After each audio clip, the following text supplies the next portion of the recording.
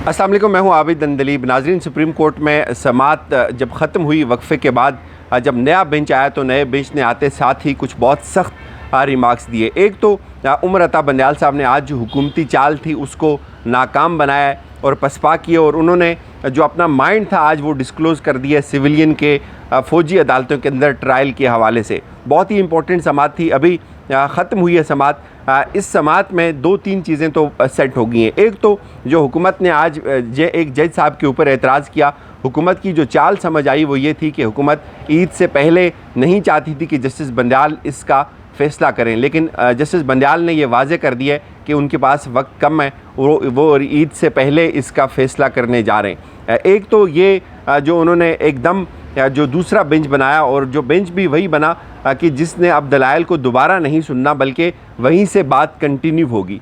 अच्छा, अब आप ये मुनाफ़िकत चेक करें कि इन्होंने पहले कहा कि फ़ुल कोर्ट दिया जाए, और क्या फ़ुल कोर्ट में जस्टिस मंसूर अली शाह नहीं बैठते? इन्होंने देखा कि फ़ुल कोर्ट इनको नहीं मिला तो इनकी फिर ये कहते थे कि ये जस्टिस बंदयाल जो है वो अपनी मर्ज़ी के जजेस को शामिल करते हैं। फिर जब दूसरे धड़े के जजेस को शामिल किया कि तीनों जजेस ने क्या किया, दो जजेस उठकर चले गए, तीसरे जज के ऊपर इन्होंने खुद एतराज़ कर दिया। तो अब इनका जो एक बयानिया था वो तो खुद ही दबरदुस हो गया। दूसरा जो सबसे इम्पोर्टेंट पॉइंट था, इन्होंने इनकी ये कोशिश थी कि ये जो फ़ैसला है ये ईद से पहले ना आए, लेकिन उमर अता बंदयाल साहब ने इसको भी नाकाम किया, इसको पसपा किया उन्होंने, और उन्होंने अंदिया दे दिया कि ये फ़ैसला ईद से पहले होगा। अच्छा, इसमें जो सबसे ज़्यादा जो दलाइल दिए गए वो आज बहुत इंपॉर्टेंट दलाइल दिए गए, वो दिए सुलेमान अकरम राजा साहब ने। सुलेमान अकरम राजा साहब ने ये कहा कि जो सिविलियन है उनका किसी सूरत भी मिलिट्री कोर्ट्स के अंदर ट्रायल नहीं हो सकता, चूँकि ये बुनियादी हकूक़ का मामला है, और इसको सेकंड किया ख़ुद उमर अता बंदयाल साहब ने कि सिविलियन को बुनियादी हकूक़ से महरूम नहीं किया जा सकता। FB अली केस में जो एक केस है जिसका हवाला दिया जा रहा है बार बार कि सिविलियन का मिलिट्री कोर्ट के अंदर ट्रायल मुमकिन है, तो इसमें जो सुलेमान अकरम राजा हैं एतजाज़ अहसन साहब के वकील, उन्होंने बहुत सख्त दलाइल दिए। उन्होंने ये कहा जी कि एक तो जो FB अली केस का जो फ़ैसला था वो बहुत मखसूस हालात के अंदर हुआ था, और दूसरा आज वो हालात नहीं है। फिर उन्होंने कहा जी कि आर्मी एक्ट जो है वो एक सेंट्रल एक्ट है, और FB अली एक रिटायर्ड अफसर थे, उनका फ़ौज से ताल्लुक़ था, इसलिए उनका जो आर्मी एक्ट के तहत ट्रायल हुआ। लेकिन जो सिविलियन है, सिविलियन का आर्मी एक्ट के अंदर ट्रायल नहीं हो सकता। उसकी वजह उन्होंने बताया कि जो मिलिट्री कोर्ट्स हैं वो मखसूस हालात के अंदर बनी है।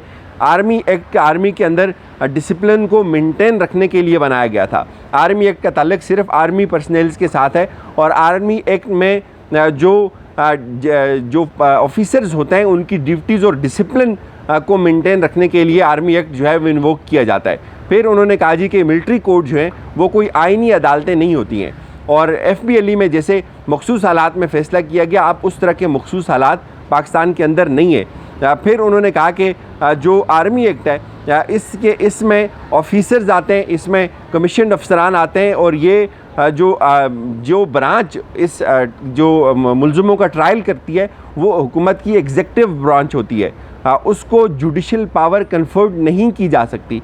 ये मेरे ख़्याल में बहुत एक रेलिवेंट जो उनके आर्गूमेंट थे कि जो ऑफिसर्स ट्रायल करते हैं आर्मी एक्ट के अंदर, आर्मी उन्होंने कहा जी कि हुकूमत की एक एग्जेक्टिव ब्रांच है, ये जुडिशल पावर जिसको किसी सूरत नहीं दी जा सकती, और एग्जेक्टिव को जुडिशल पावर इसलिए नहीं दी जा सकती कि 175(3) के मुताबिक आर्मी एक्ट में सिर्फ आर्मी के लोग ही ट्रायल होंगे, और जो बुनियादी इंसानी हकूक़ हैं वो किसी सूरत मुतासर नहीं होने चाहिए। राइट टू लाइफ और एंड राइट टू लिबर्टी, ये वो हकूक़ हैं जो किसी सूरत पामाल नहीं होनी चाहिए। फिर राइट टू फेयर ट्रायल, ये हर इंसान का बुनियादी हक होता है। फिर right of equal protection of law, ये वो चीज़ें जो आईन पाकिस्तान हर शहरी को देता है।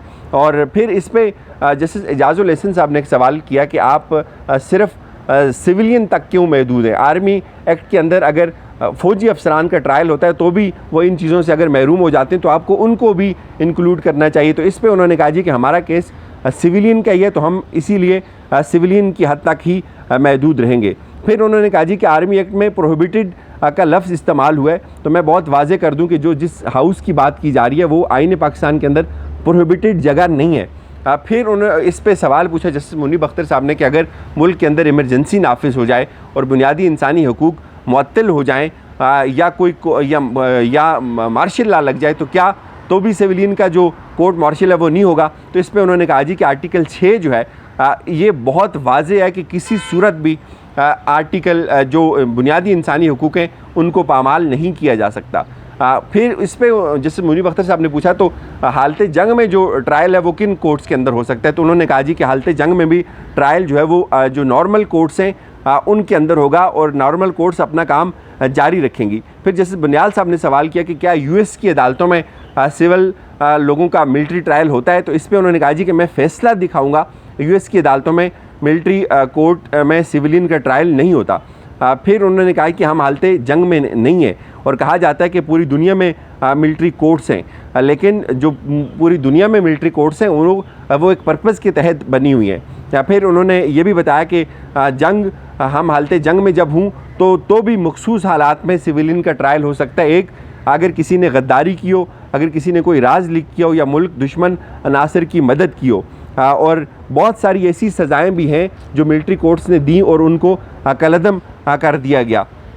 फिर उस पर जैसे याहिया आफरीदी साहब ने पूछा कि ट्रायल किधर होना चाहिए, तो इसको प्रेस किया सलमान अकबर राजा ने कि ट्रायल जो है वो सिविलियन कोर्ट्स के अंदर होगा, जो आम नॉर्मल अदालतें उनके अंदर होगा।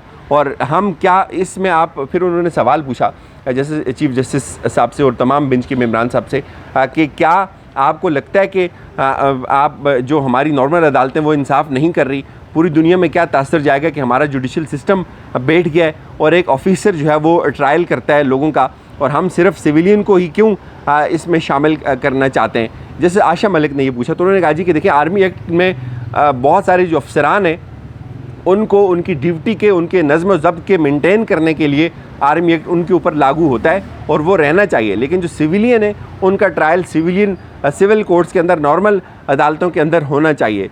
फिर उन्होंने पूछा कि हाँ, अगर फोर्सेस किसी बैरूनी दुश्मन से लड़ रही हूँ तो उस सूरत में ये ट्रायल समझ आता है, ठीक है ये एक्ट लगना चाहिए, लेकिन यहाँ तो ऐसे कोई हालात नहीं है। फिर उन्होंने पूछा कि अब आप बताएं कि जो आर्मी एक्ट है वो इसके अलावा क्या ग्राउंड्स है, वो क्यों अप्लाई नहीं हो सकता।